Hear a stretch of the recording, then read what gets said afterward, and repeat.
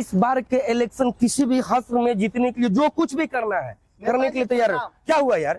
अब बार बार वोट चोरी हो रहा है। अरे वोट चोरी हो रहा है तो सब हमको ही पता नहीं चल रहा। राहुल गांधी जी से बात हुआ है, बिहार यात्रा भी चालू हो गया हुआ है। हमको यही बात समझ में नहीं आ रहा है, बार बार वोट चोरी कौन कर रहा है? तुम लोग क्या करो? तुम लोग जो मेरे लिए हो तुम लोग कर क्या रहे हो यार? तुम लोग पता करो साला कहाँ से चोरी हो रहा है यार। सिर्फ मेरा ही काम रहेगा।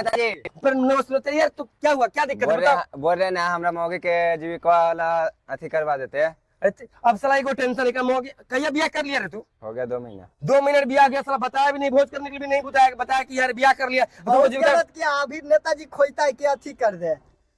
तुम बताओ यार, ब्याह के तुम हमको बुलाया है, भोज खिलाया है तुमको? तुम्हारा मौगी की नौकरी चाहिए ना? तुम्हारी मौगी की नौकरी चाहिए तो 70 फीट हवेली पे पहुंचे 10 लाख रुपए लेगा, मौगी के भेज देना, ठीक है? 12 बजे रात को सब चीज देख लेना, ठीक है? तुम चल जाना, ठीक है? जाओ तुम लोग यार, तुम खास का ध्यान दिया करो, ठीक ना?